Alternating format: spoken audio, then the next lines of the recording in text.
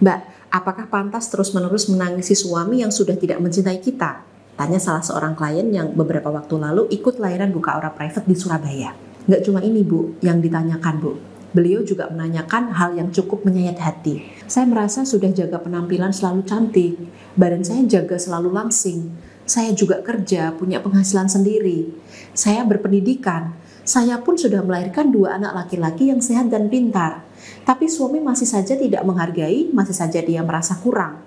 Klien saya ini diselingkuhi dengan beragam wanita, Bu. Menurut saya, ini karena suaminya memang doyan dan syahwatnya tak pernah bisa dipuaskan oleh wanita manapun. Siapapun istri yang alami kasus serupa, ingat, kita tidak pantas terus-menerus menangisi suami yang tidak menghargai kita. Kalau dia tetap selingkuh, itu urusannya dengan Tuhan. Solusinya, nangis yang banyak, pergi ke psikolog, psikiater, konsultasi dengan ahlinya terkait langkah apa yang harus Ibu lakukan. Ibu juga bisa ikut seminar terapi detox batin untuk mengobati luka batin, lalu lanjut babak baru. Nah, bicara tentang seminar terapi detox batin, saya mau info sedikit tentang hal ini. Jadi alhamdulillah saya keliling Indonesia ke kota-kota besar seperti Semarang, Jakarta, Palembang, Makassar, Batam, Surabaya, Bandung, Yogyakarta, dan sebagainya untuk membantu para istri yang mengalami luka batin sehingga mereka tahu bagaimana cara merilis dan melepaskan emosi yang terpendam. Ada satu metode pernafasan yang saya ajarkan untuk merilis kecemasan dan ketegangan. Luka batin dan trauma nggak bisa sembuh dalam sekali terapi. Jadi luka batin dan trauma proses penyembuhannya butuh waktu.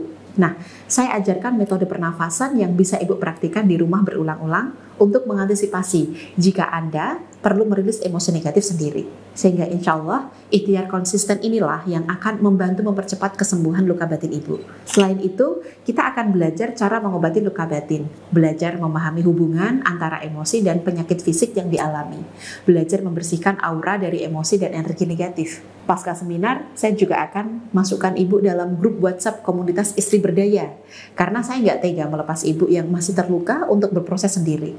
Saya masih akan berikan bimbingan dan pantauan jarak jauh melalui webinar-webinar gratis, insya Allah 1 kali tiap 2 bulan. Nah, insya Allah Bu, jadwal seminar terapi detox batin terdekat ada di Hotel Novotel Mangga 2 Square, Jakarta Pusat, pada Sabtu 19 Oktober 2024. Bagi warga Jakarta dan sekitarnya, silakan boleh daftar mulai sekarang untuk keep kuota. Karena kuotanya ini terbatas hanya untuk 50 orang, maka siapa cepat dia yang dapat. Yuk, bagi yang siap ikhtiar mengobati luka batin, merilis dan melepaskan unek-unek terpendam dalam dirinya, bisa daftar sekarang ya Bu. Boleh melalui chat WhatsApp maupun telepon di kontak 0858 888 4232.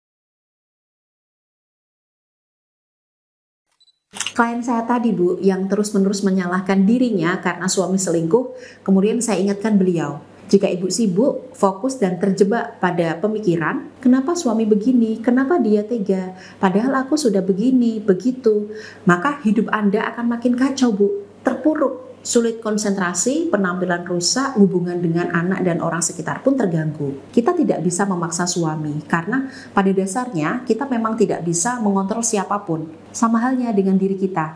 Kita ini milik diri kita sendiri. Suami milik dirinya sendiri, bukan milik istrinya. Sedikit ketergantungan dan perasaan saling membutuhkan itu manis dan romantis, tapi kalau berlebihan akan menjadi mencekik dan merusak hubungan. Saran saya, jika Ibu sudah memperjuangkan, selanjutnya lepaskan, pasrahkan, ikhlaskan. Nah, inilah salah satu manfaat mengikuti seminar terapi detox batin. Kita belajar menerima dan mengikhlaskan apa yang sudah terjadi. Bahkan saya buatkan grup WhatsApp khusus untuk menguatkan mental agar selalu kuat menghadapi cobaan rumah tangga. Nah, terkait sampai kapan kita harus bersabar dan mengalah pada suami, maka ini hanya bisa dijawab oleh diri sendiri Bu. Karena sabar itu sebenarnya tidak ada batasnya, tapi sabar itu ada tingkatannya. Tingkat 1, 2, 3, dan seterusnya. Klien saya si A, tingkat sabarnya level 9. Dia sabar diselingkuhi suaminya sampai nikah siri dan punya anak. Klien saya si B, tingkat sabarnya level 3. Dia bisa sabar saat suaminya terus main game, tapi tidak kuat dan langsung minta cerai setelah tahu suaminya suka nonton porn film. Suka main sendiri sampai beliau terus-menerus dianggurin. Makin tinggi tingkat sabar seseorang, makin nyamanlah dia dalam menjalani hidup. Karena fokusnya pasti bukan pada suami, Bukan bagaimana cara mengubah suami, memutuskan suami dengan pelakor, melainkan fokusnya ada pada dirinya sendiri. Bagaimana saya bisa makin sabar, kuat, tangguh menghadapi suami dan rumah tangga yang demikian? Bagaimana dalam kondisi rumah tangga yang seperti ini, bahkan saya harus berjuang sendiri, tapi saya tetap bisa bahagia serta menikmati hidup? Fokusnya ada pada diri sendiri. Sehingga jawaban untuk pertanyaan, sampai kapan harus sabar dan mengalah? Hanya ibu sendiri yang bisa menjawabnya.